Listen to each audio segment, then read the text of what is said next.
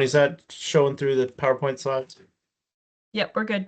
Wonderful. All right. Well, again, welcome and thank you all for your interest in the online MBA program at the University of Louisville. This is an information session tonight, so we'll try to give you some up-to-date, useful information about the program.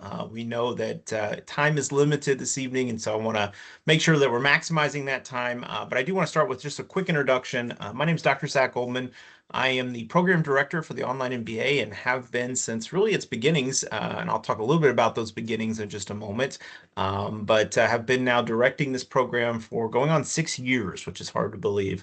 But very much enjoy the opportunity to not only work with our faculty and our students. Now we have a great alumni base. I'll talk a little bit about them, but also certainly our prospective students tonight, those of you who are interested in joining the program and or who have some questions about the program. It's always an opportunity that I enjoy having a chance to have these conversations and share some more about our program and what we're up to these days. Because although it's a fairly short history, like I said, about 6 years that we've been in existence, we started this program back in 2019. A lot of change has happened since then, of course. And so I'll share a little bit of that with you and kind of give you where we are at today, what the program looks like, what the curriculum looks like, what some of the exciting initiatives are that we have, all that in a short amount of time. So that being said, I do have two questions for you. And given that we have a smaller group tonight, you're welcome to throw those in the chat, your answers to them. But I will say this, I want to come back to both of these questions here in just a few minutes and would love to have a chance to engage all of our prospective students on the call tonight about these two specific questions. Why are you interested in an MBA? But also what questions do you have about this particular MBA program? And I'll explain why those two questions are so important to me and to our team.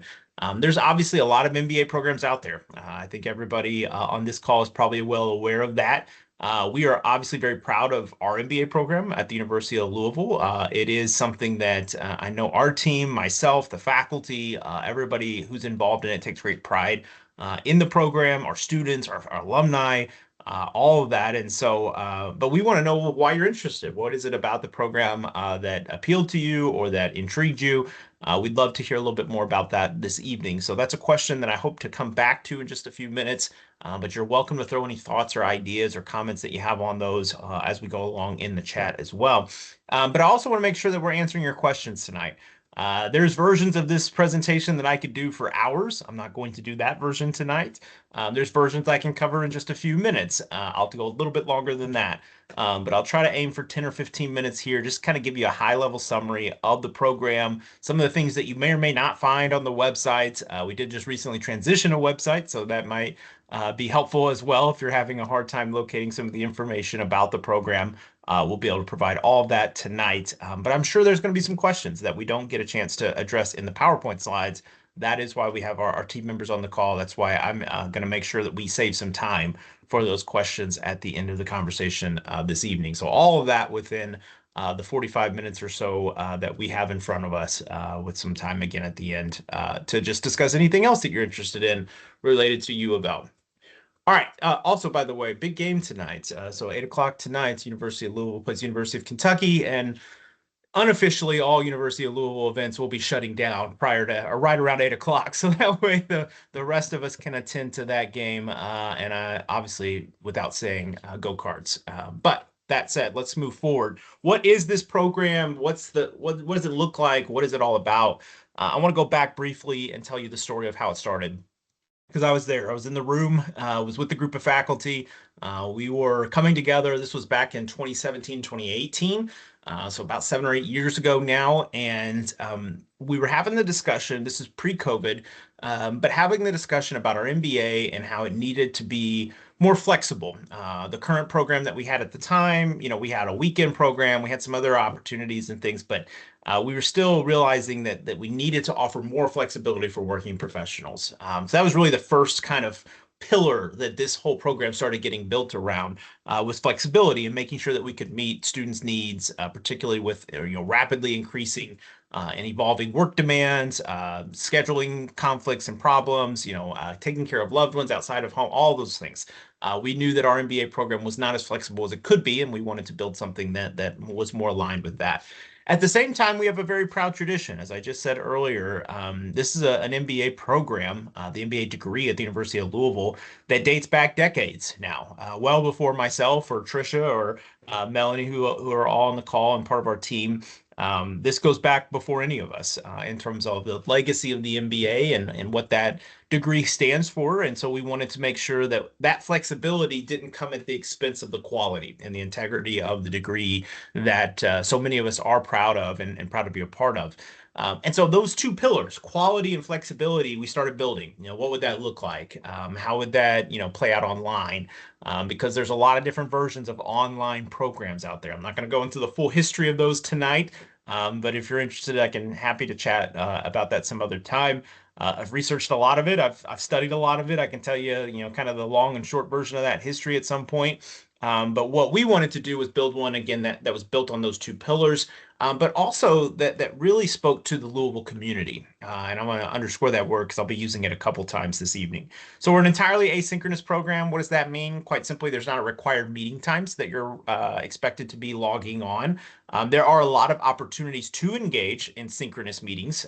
So your faculty, your peers, your team members, the community will do different events, all kinds of things. There are a lot of interaction opportunities, but none of them are formally required. In that, if you have a job that requires you to work until 6 or 7 o'clock at night, that's totally fine. You're still eligible and able to be successful in this program. There is, of course, a commitment that is needed on your part as far as being able to manage your own time with that, and we'll talk a little bit more about that in a moment. But that is part of why we built the courses the way that we did. So on average, for the majority of your program in the core, so there's a core curriculum and there's your electives. We'll talk about both of them tonight. The core is going to be 5 weeks at a time, one course, 5 weeks at a time, which is really, again, designed to be maximizing that flexibility while upholding that quality. Because if you're going to be taking courses, multiple courses, especially the diversity of an MBA, we'll talk about that. There's a lot of different subjects that an MBA covers, in terms of finance, accounting, marketing, management, econ. I can go on and on, and we'll talk about those here in just a minute. We want to make sure that you're still able to focus and understand the material, process it, make sure that you retain it, make sure that you can demonstrate that you know it. Those are things that are still, again, part of that second pillar, that quality pillar. And so that's why we have the one course at a time for 5 weeks at a time. One of the things I think you should be very mindful of at this stage of your looking into MBA programs, they're not all created equal. Okay. And I think you probably know that as well. But there are some programs out there, and I won't mention them by name, but there are some programs out there that have university names associated with them. And I know this might be a little odd or confusing if you're not, very familiar with this space, but they'll have university names, but they're not actually taught by the actual university faculty. And again, I won't mention those by name. That's not my place to do so, but I do want to encourage you to be mindful of that because this is a program specifically that does have, and you do work with full-time faculty working in the College of Business at the University of Louisville. And I'm really proud of that. I am a full-time faculty member at the University of Louisville College of Business. I do teach in this program along with directing this program. And so that is something that I think is really important in this day and age when you don't necessarily know who might be on the other side of these screens. You're going to have the same faculty that our seated MBA would have an opportunity to work with and vice versa. We are a Blackboard campus. Some of you know Blackboard well, I'm sure, from your undergraduate experiences. But if you're not, it's an easy to use, fairly intuitive system and platform, and we do a full orientation at the start of your program to make sure that you have every opportunity to be successful in that system. And it's, again, something that we'll definitely highlight a little bit more as we go along tonight. We do have an international trip. That's one of my favorite things to talk about, and our team probably will have to monitor my time usage on that one because I can talk for hours about the international trip. I love it. Think very highly of it. I think it's one of the most transformative learning experiences that you can have is to participate in an international trip, especially at the MBA level where you're traveling with others who are also pursuing their MBA. You're having some really rich conversation and discussion about all types of things, including business, of course. But our international trip, and again, I'll talk a little bit more about this in a moment, is truly incredible. We have some great travel partners that work with us on that. And we put together, in my opinion, a world-class itinerary that, again, all over the globe, you get to experience business firsthand on an international stage. That is an optional experience. I always want to underscore that. We do have a non-travel option. So if you're fearful of travel or if you are unable to travel for any reason, it is something you're still able to participate in the program. But I always, I'm sure our team is tired of me saying this too. I say, why don't you want to though? Because it's such an incredible opportunity. I realize there's again many reasons why people may not be able to. I myself have three young children, and traveling across the globe is harder and harder, it feels like, with them and their schedules and all the things that they're doing. But we do communicate well in advance of that, and you'll know all the dates and things as you get started in the program. And it's truly something that I think you should look into as part of your experience with the MBA. Lastly, we do have a growing number of electives. Last I checked, and I should know this number by heart because I've managed it for the last 5+ years, 50 plus online electives that we've offered year over year for the last 5 years. And so you can imagine there's a lot of subjects covered in there. I won't go through all of them tonight, but we do have in that portfolio of courses 5 graduate certificates that we offer, and I will highlight those this evening as part of the MBA. And that's included, that's built into the tuition, so that you can actually get more or less 2 credentials, your MBA and a graduate certificate from the University of Louisville in one of 5 areas. And again, I'll talk about those here in just a moment. So threw a lot at you there for just a moment. Let me slow it down and step back for just a second. I mentioned the word community, and I do think it's so important in this day and age, especially when you think about MBAs and you think about education in general, where the value is in terms of going through a program like this. One of the values, in my opinion, is that of community. In that you build relationships that will be with you for the entirety of your career. And I say that with all sincerity. The people that I went through my graduate school with, I'm still very much in touch with. I still very much communicate with. I'm engaged with. I'm asking questions to them on a frequent basis. In fact, I'll be traveling next week to a conference where I'll see several of them. And that was, oof, I don't want to date myself, going on 14 years now since I finished my master's degree. So it's been a little while, and yet these are people that you go through an experience like a graduate program. You build relationships that are really meaningful and that can endure for really an entire career. And our students and our alumni now are great proof of that. We do pair you in teams. We'll talk maybe more about that here in a little bit, or if people have questions about that, I can elaborate. But we pair you with teams, and those teams are, in my opinion, one of the best parts about this program, because you're actually working with real people on real projects, and sometimes they're across at least the United States, if not across the globe. Which is pretty cool when you think about that. Most of us don't get that experience very often, but we have teams that are doing some pretty incredible work, and some of them are spread out all throughout the United States, which is, again, a really neat part of the online MBA program that we don't always see in some of our other programs. As far as who exactly would be on those teams, who would you be working with, who would be going through this program with you? Well, I'd ask you to think about yourself. You have a lot that you bring to the table, and so too do all of our other students. They have a lot of different experiences, a lot of different backgrounds, a lot of different interests. And so one of the things that I really do love about an MBA program is that it attracts such a diversity of students from different backgrounds and, again, different perspectives.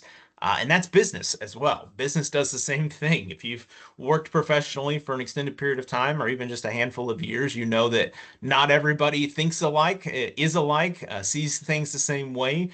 And that's, again, the beauty of an MBA is that it reflects that in a way that I think is really valuable and meaningful in today's age. So that's a little bit about our cohort model. And yes, we are, again, if I didn't clarify that in advance, we are a cohort model because of all of these community elements that I'm talking about. So what does that mean for you, particularly those of you on the call tonight?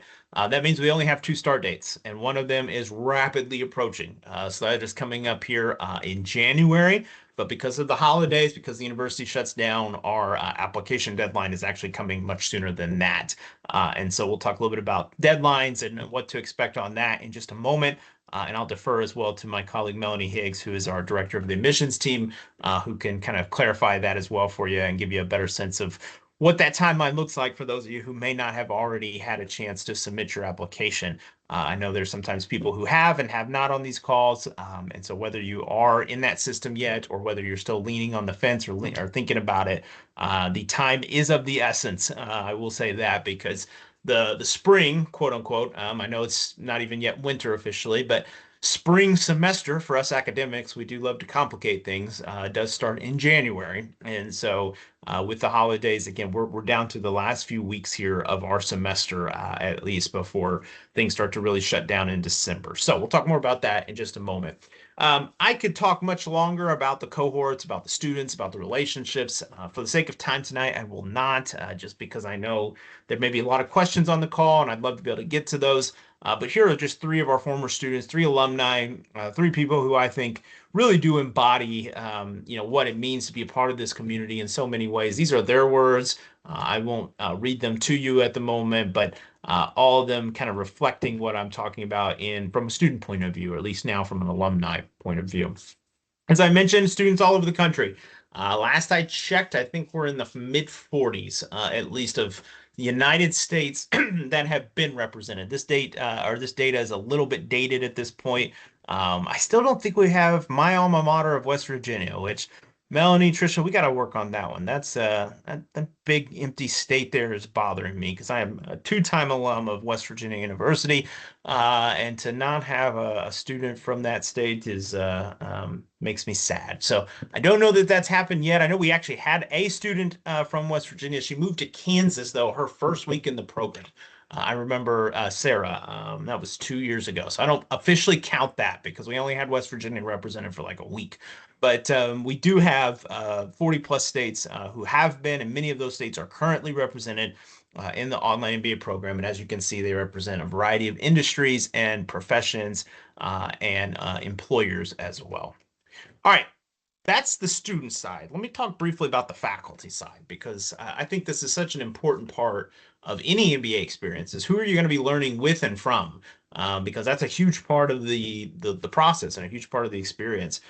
What I love most about our MBA program, as I mentioned earlier, you are working with full-time faculty who do have terminal degrees, PhDs, etc. in their respective areas, which is really, I think, important in this day and age when you get a lot of information, you don't know what's credible, you don't know what's real, you don't know what's AI generated. We can talk about that as well, because we do have emerging things with AI that we're doing with the program.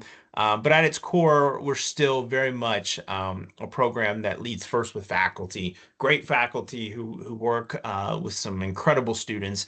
But the other thing I love about our program is that we're not, as our program has grown throughout the years, we have built teams around these faculty. And these teams are what we refer to as section leaders. And these section leaders are able to both prioritize one-on-one individual communications, exchanges, emails, assignments, feedback, etc.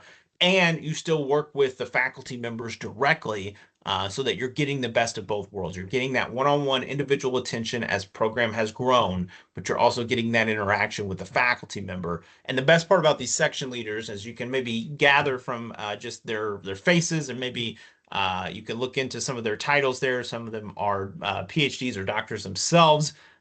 These are well-accomplished professionals. These are professionals who, this course is not the best example, but you think about a course like accounting. Our section leaders are licensed accountants who are actually working in different accounting firms and or with different accounting teams within organizations. So the other thing that you really should think about or can think about with that is that you're getting the academic side from the faculty point of view, and you're getting the practitioner side from what our section leaders offer. And I really do think that's the best of both worlds. That is, getting that grounded theory and getting that grounded frameworks that academics are really good at, while also getting that firsthand experience and knowledge from our section leaders. And that's really something that I think is important as well. All right. So again, our employers, our section leaders are also employed by various industries and organizations. And I think that really adds some credibility to the MBA program. We are a program that is not just predicated on theory and or on concepts. We're very much predicated on practicality and application, as something I'll talk about in just a moment will reflect.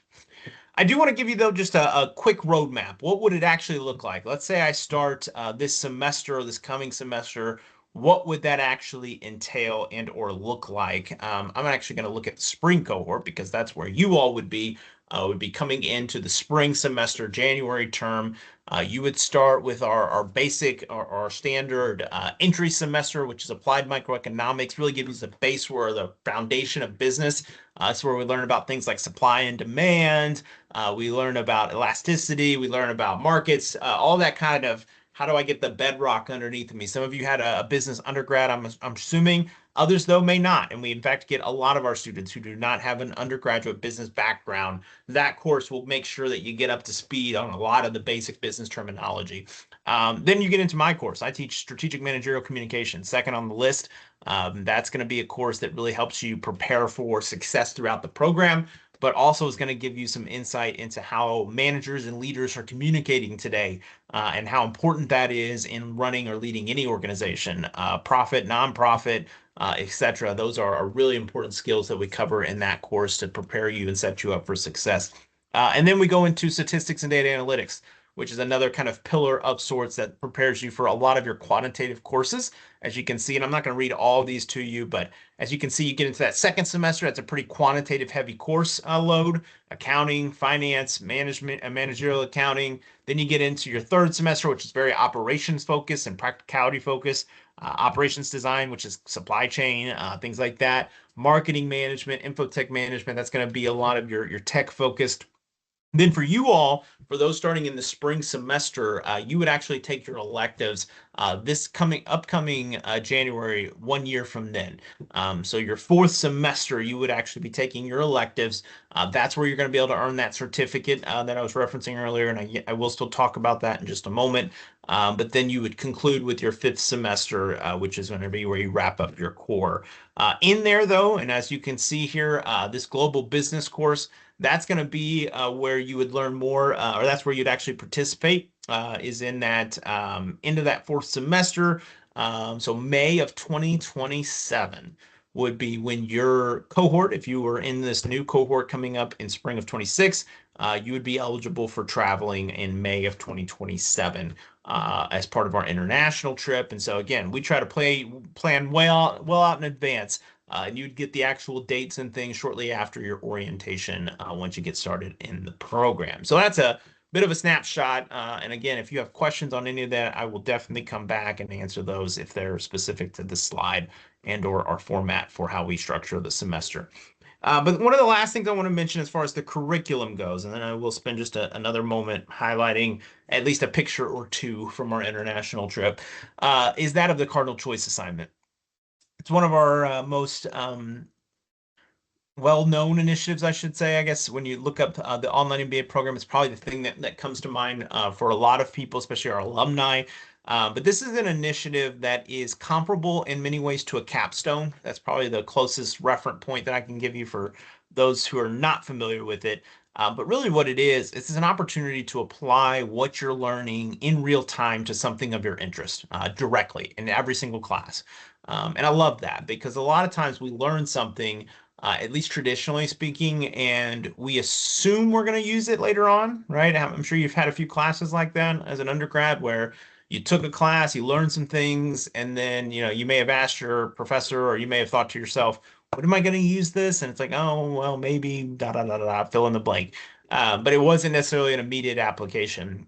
This is our answer to that. We believe in immediate application. We believe that it's something that is not only a luxury when you think about learning at this level, but it's a necessity. And so we give you an option to apply what you're learning to either your career specifically. And so if you're interested in some type of career growth and maybe you have a plan in mind, but you're not really sure how to get there, that is something that you can explore as part of this Cardinal Choice initiative. Maybe it's you want to take a broader look at an industry. A lot of industries are going through some pretty significant change right now, partially driven by AI, partially driven by all types of change that we're experiencing in this day and age. And so something like maybe the healthcare industry is what you want to spend your time diving deeper into. And that's something that you can do as part of this Cardinal Choice initiative. Lastly, maybe it's not anything big and broad and kind of meta in that sense, but maybe it's something that's just a practical pain in my side, thorn in my, whatever, issue. It's a topic that you're just struggling with, or your organization's struggling with, or some people that you know are struggling with, and you want to address it through a business lens. Maybe it's your organization is dealing with a lot of turnover. People just seem to keep leaving. Why is that? And maybe I want to address that as part of this program. You're able to tackle issues like that through this particular track, ultimately creating a process improvement plan, something that can address systematically the underlying causes of those types of issues. So that is the Cardinal Choice Initiative. I do just want to quickly highlight, because I said I would, the certificates that we offer, along with some of the electives that we've been exploring in the past several years. I do want to make a quick caveat here, or disclaimer. This slide shows 6 certificates. We are in the process, and it is likely to be discontinued by the time that you all would start. Family Business Management and Advising is a certificate that we've offered traditionally, but may not be available as we come into this new calendar year of 2026. We are still intending, and we will have every intention of moving forward with our 5 other graduate certificates, those being Business of Healthcare, Distilled Spirits, Franchise Management, Horse Racing Industry, and Managerial Analytics.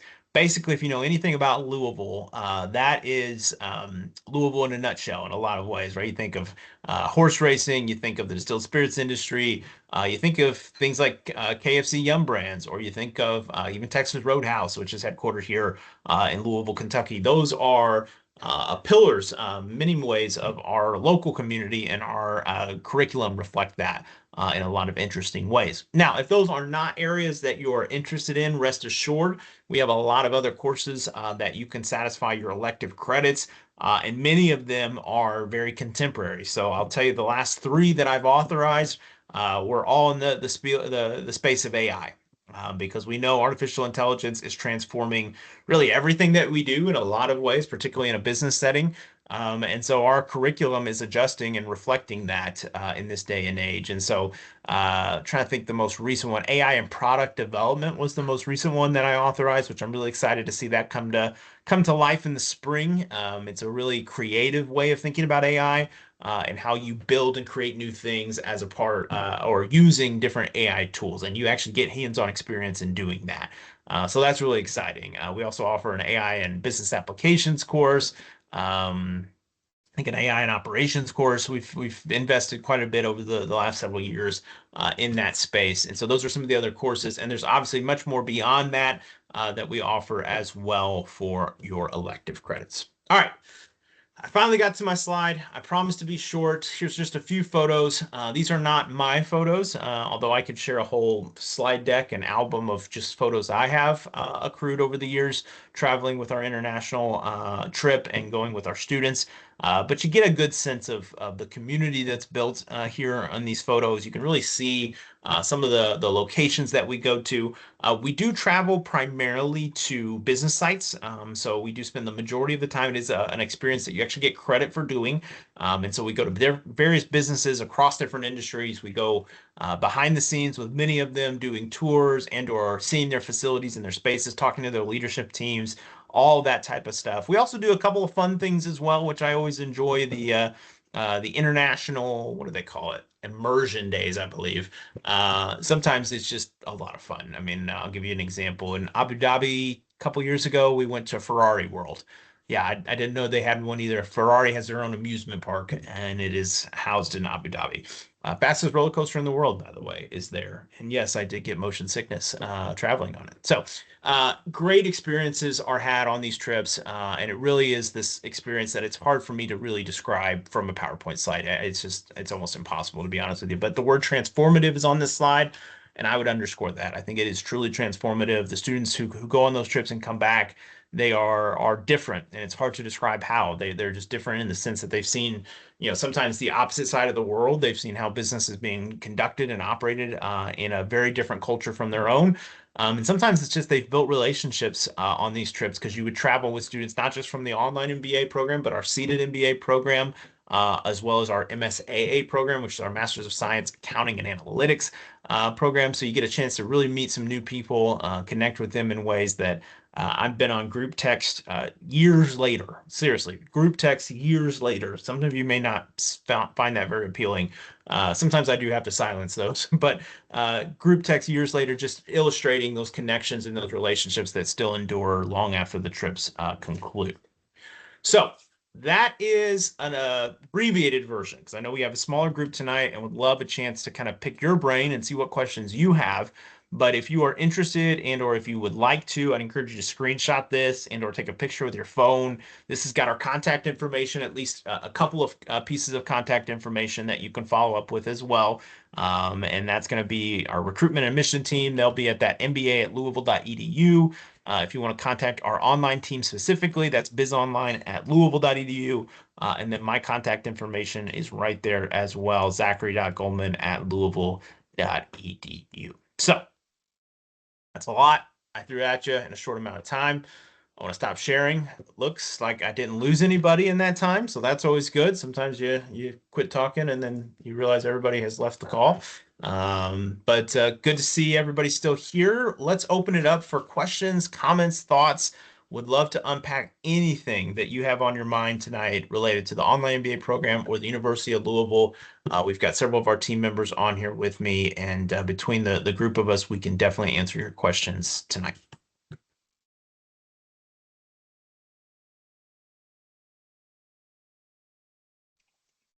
Good afternoon or good evening. Sorry. I just have a question about, I know you said you have two cohorts. The spring is fastly approaching. How long normally does that application process take? I have not yet submitted. I've been approved elsewhere and accepted elsewhere, but I'm from Louisville. I would love to be, a Cardinal. So I'm just curious what timeline I'm up against there. Yeah, great question, Dustin. I'm going to defer to my colleague Melanie for that one. She's the expert on that process. Yeah, Dustin, we can review you as fast as you can kind of get in. So I would say most students take about 2 to 3 weeks to do their application. However, the thing that's going to take you the longest is going to be ordering your transcripts and having those arrive. But we do allow a conditional admission review if you have unofficial. So if you can log into wherever you went to school and then upload your unofficial documents, that can allow us to review while you wait for officials to arrive. The other piece that you'll want to take some time on that can probably take students a weekend, 72 hours to focus on, will be a personal statement. So we have every student do a personal statement where you tell us about yourself. Why do you want to do the MBA? What are your goals? This is where you can kind of set yourself apart, and we will know who's coming into our cohort, by those personal statements. So we read every single one, and we use them in the admission process. So to apply, you need official transcripts, conferred bachelor's degree in anywhere you've attended, your resume, your personal statement, and then 2 letters of recommendation. The letters are something that I consider capable of being done quickly. You put in your recommender's name and their email, and the system generates a message out to them to have a form they can fill out. They can do a simple form, or they can do the form and attach a PDF letter that they've written about you. So I'd say if you start your application now and you kind of get everything in, you could probably do everything in about a weekend, 72 hours, as long as you have unofficial transcripts on hand. And then we do our admission reviews on a rolling basis. So when a packet's ready, our team will prepare that. They'll send it over to the admissions committee, and we're striving to get decisions turned around in about a week. Awesome. Thank you. Mm-hmm. Thanks, Melanie. Great question, Dustin. Other questions on the call tonight? So I'm actually a staff member at the University of Louisville School of Nursing. Sure. And so I was wondering, like, with how would tuition look like? Like, would I need to enroll in any programs or apply for FAFSA still? Like, how does that work? Sure. Great question, Yeah. Jamal. So tuition remission. You said you're a University of Louisville employee through like the College of Nursing, correct? Yes. The Okay. School of Nursing. So So tuition remission, HR can give you the exact numbers of what is covered. The entire program is not covered. There is still a percentage of what students have to pay that are employees. I believe that it's about 70% covered, but you can reach out to HR directly. They have everything broken down and they can send you what you would be expected to pay each semester. Okay. Great question, Yvonne. Please Thank you. give my regards to the folks over in the School of Nursing. I got a lot of great colleagues over there, including Heather Mitchell. I was just traveling with Heather 2 weeks ago. Oh yeah, the conference. Yeah, she's Yeah. great. I love Oh Heather. yeah. Chase, I think you came unmuted there. Yes, sir, I did. I just had a couple I just wanted to go through quickly. I know we've got the game coming on, but just wanted to go and concern over some of the stuff. So I know you all were saying that you're switching website wise. So I saw on one part of the admissions because I kind of started my application, but I was wondering, is the GMAT a requirement? Because on one page it says it is, and then one page it says it isn't. So I just wanted a clarification on that. It's optional. It is not a requirement anymore. If you have scores, we will accept them. We do review them, but it is an optional requirement. So if you do not have scores, it does not negatively impact you. Okay, thank you. Secondary question, is it the same format as the in-person MBA and MBA? I know we kind of looked at like the kind of the two kind of cohorts, but it just kind of, is it covering the same stuff? It's not like if we're switching online, you're going to get this kind of form of teaching versus if you're going on and doing that in person, it's going to be like this. Yeah, great question, Chase. So yeah, it is very, very similar, both in terms of the learning outcomes, in terms of the courses themselves. I'll give you a couple examples of that. But one thing I do want to underscore is it's 1 degree. So when you do get your degree from University of Louisville, an MBA, it doesn't delineate or specify. And so because of that, we have to keep things very similar. We have to keep things very aligned. So I'll give you an example, though, of where there may be some minor differences. Because we do only have those one courses for every 5 weeks in the core program. Our courses are both combined and named slightly differently. So you may have in the seated MBA a leadership course and an organizational behavior course, two separate courses. Both of them might be 1.5 credit hour courses. We would have a 3 credit hour leadership and organizational behavior course. And so functionally and foundationally, you're getting all the same information. You're going to have the same assessments. You're going to have a lot of that identical information across the programs. But you're going to have some slight differences in terms of the way it's presented in that regard. But our faculty across both online and seated believe in very applied learning, making sure that it's not just lecturing and talking to you for the entirety of your learning experience, which again, I think is important in either modality. I think just that style of teaching and that style of learning, I think are rapidly becoming outdated. At this point, we learn in different ways now, and so the online certainly reflects that, and I believe the seated does as well. And so, yeah, those are some things to keep in mind. But yeah, to your question, we really do believe that the quality and the integrity of the degree, singularly speaking, is so important that we want to maintain the delivery of that degree, whether it be online or in person. Yes, sir. Okay, well, thank you. Because I know there's other universities out there that will not be named that Yeah. probably do different things. Secondarily, can you book office time with professors despite being in that online factor, whether that be in person or through a Teams? Yep, most definitely. And so that's the beauty of both the having the full-time faculty that we do, but also having the instructional teams that we do as well. So what we typically will do in the online MBA program, I'll use my class as an example. We will stagger our office hours. So, and I'll get to the actual like scheduling time piece because we do both. But the first thing we do is we make ourselves available. So, like I will host office hours usually 2 to 3 nights a week while that course is running. And so I usually do something like Tuesday, Thursdays, and then Sunday afternoons. Yes, sir. And then my section leaders, our team members, will do like Monday, Wednesdays. And so you're getting 4 or 5 nights a week where you can have access to your instructional team.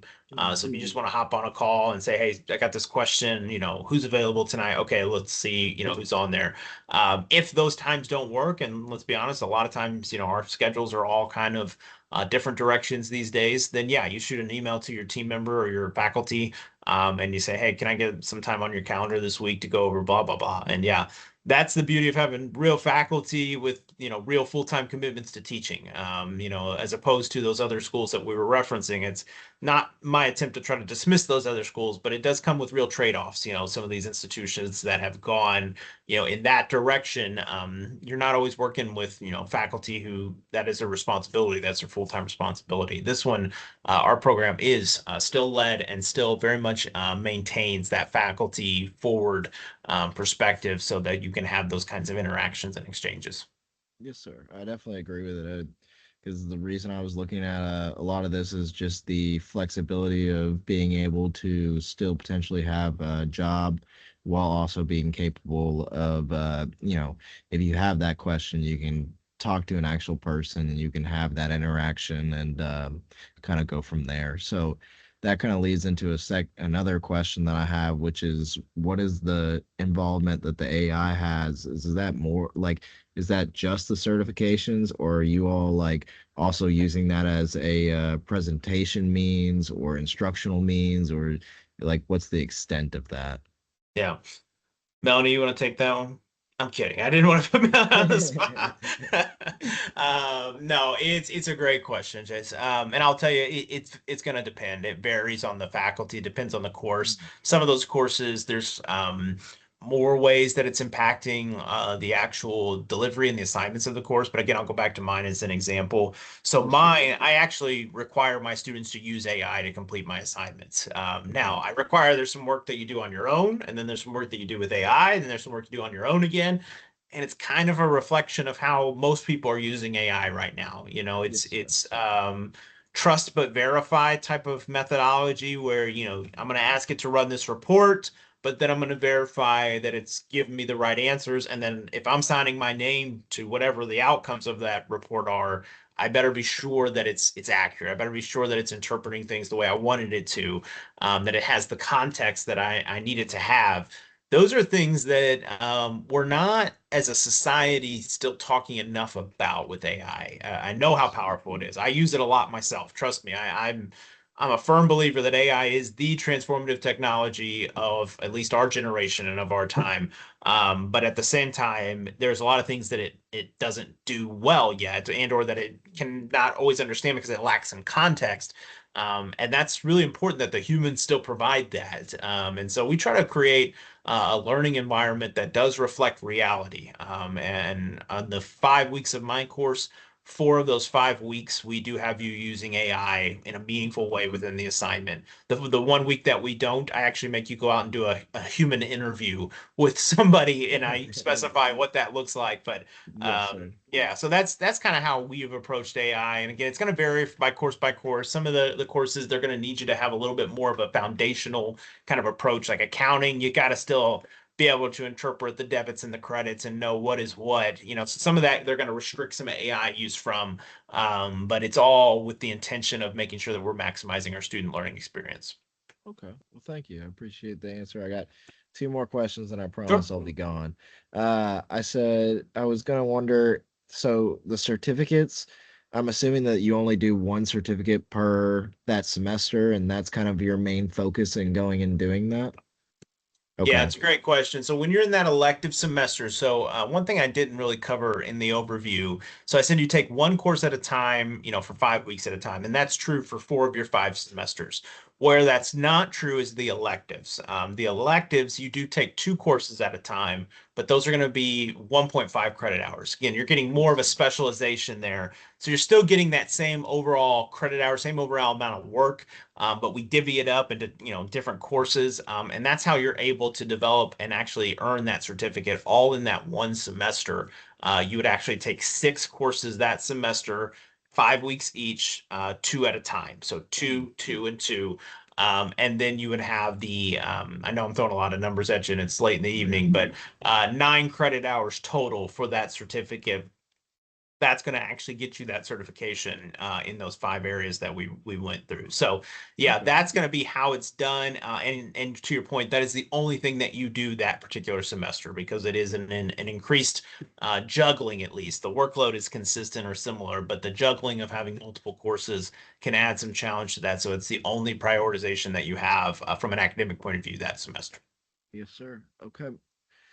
Thank you. The last question that I have is say you really get the bug and would there, I know that the difference between, I don't know necessarily as much with online how it goes, but say you wanted to do and also given the times and points that we're at currently, uh, but PhD opportunities, say if you really got that bug and you're like, I want to go in, and is that a potential that you could go in and say, hey, even though I did online MBA, I'm still capable of going and doing a PhD if that's a possibility, or Sure. how would that work necessarily?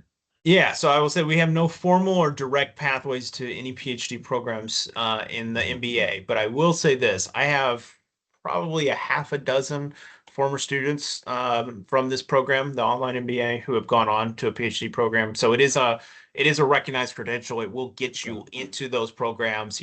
Those that require the prerequisite of a graduate degree. Many of them still do. I will tell you the ones who have.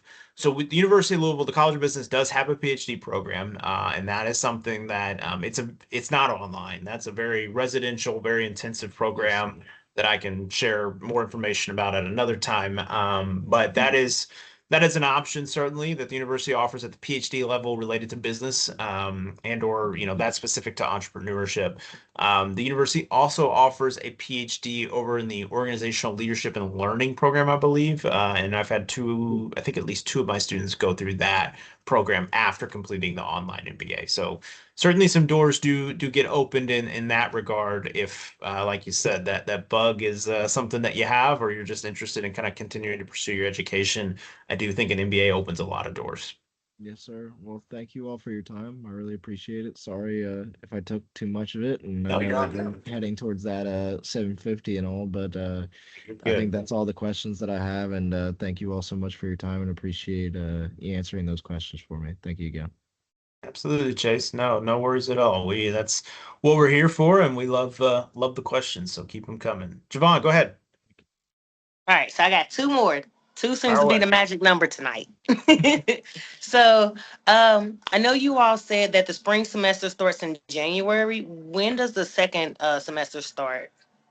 Like if I Yes, if I miss January's deadline, sure. The uh, second cohort, you mean? second cohort. Yeah, sorry. Yeah. So we do a January intake and a fall/August intake. Okay. I think the start And then date, my Melanie, last correct me. question.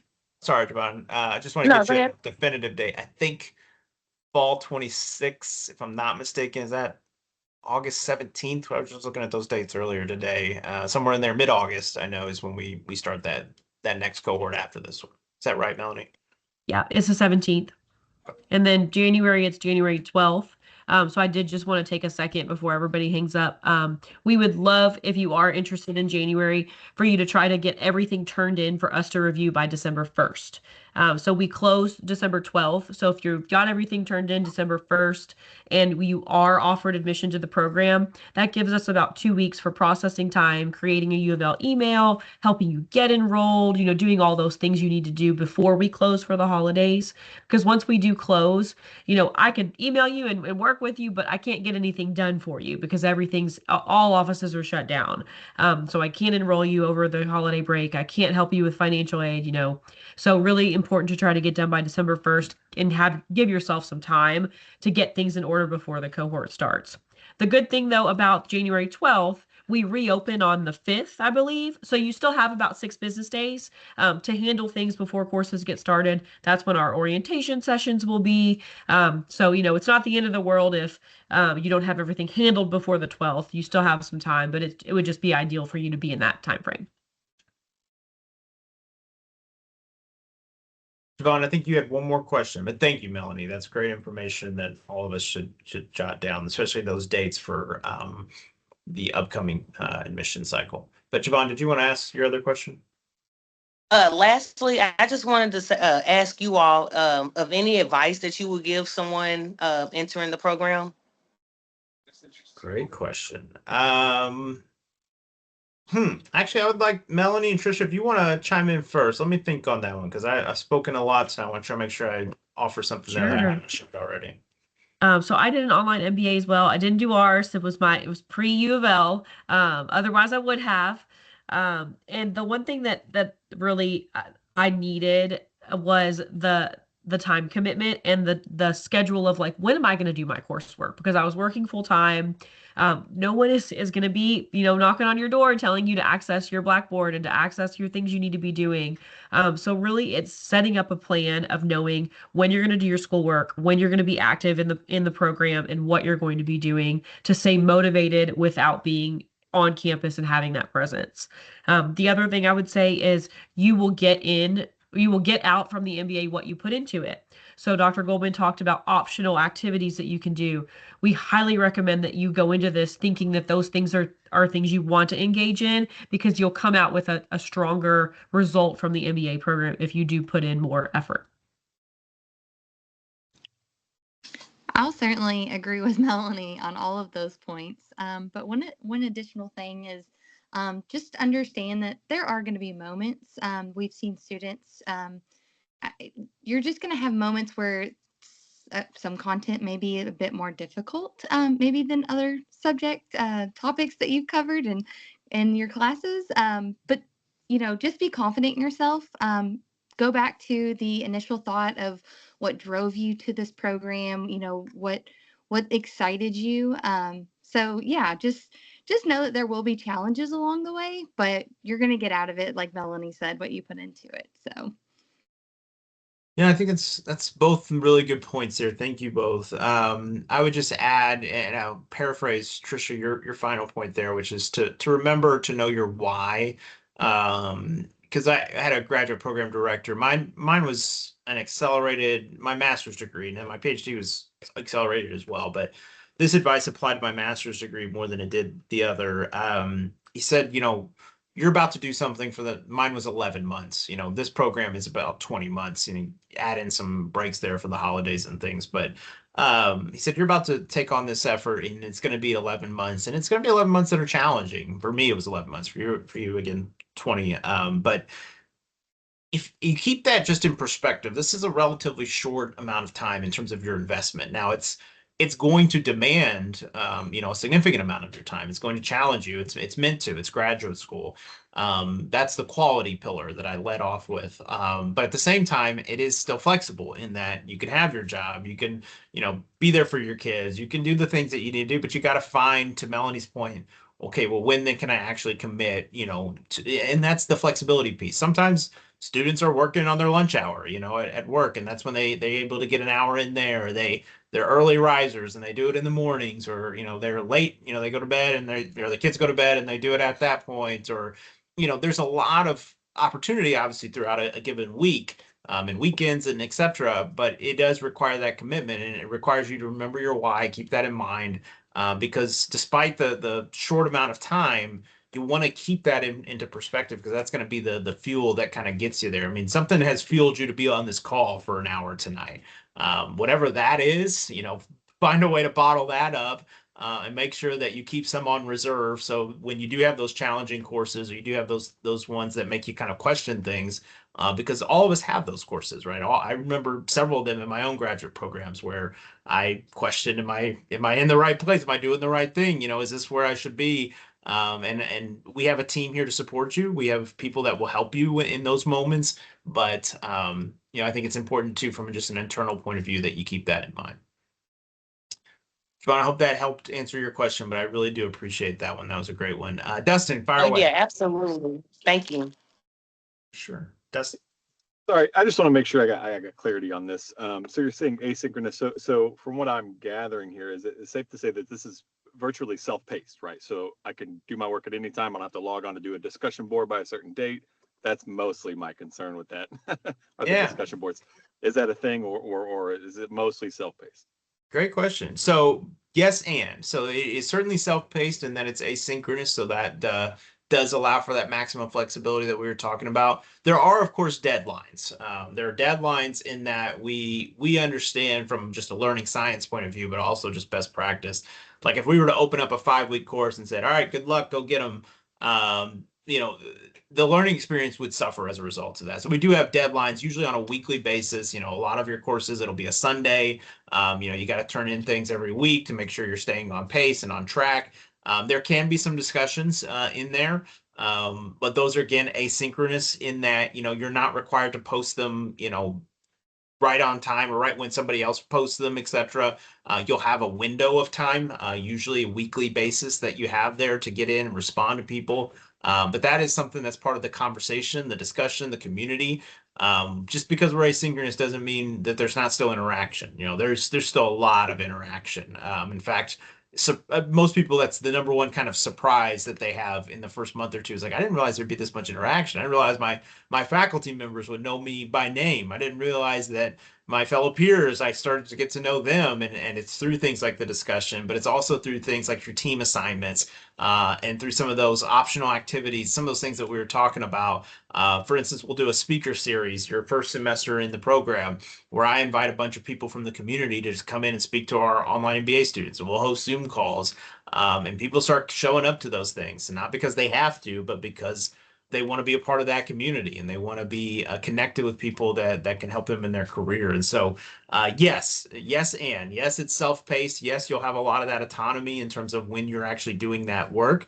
But the and part, or maybe the but part there, is that it's not completely in isolation. I say the words a lot. In fact, we've literally coined the term, not in the traditional way of thinking about it, but I have it on a coin.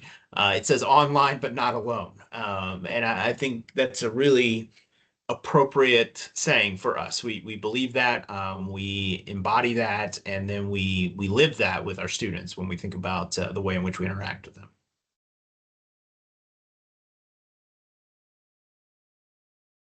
Dustin, did that answer your question? Or any follow-ups on that? Yes, absolutely. I appreciate that. Absolutely. All right, well, we are at the closing hour and we are also at tip-off hour. So, of course, go Cards, as I said before. But I do want to thank you just briefly for your time this evening. I love personally talking about the online MBA program. I could do it a lot, and thankfully I do it a lot, and I enjoy that opportunity. But more than anything, I enjoy bringing people into that community, bringing people into the online MBA program. Is something that I truly enjoy getting to do, and I truly enjoyed the conversation tonight with all of you. So thank you for being here. Please reach out again to our team, Melanie, myself, Trisha. If you remember no other email then tonight, it's mba@louisville.edu. That'll get you into the ecosystem. If you have any questions, we can get you to the right people. But we are very excited that you're interested in the University of Louisville and the College of Business. We hope to see you soon.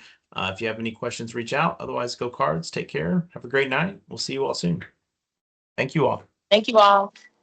Thank you. Have a good one. Thank you. Thanks, Bye. Melanie. Thank you. Thanks, Bye. Trisha. See you all.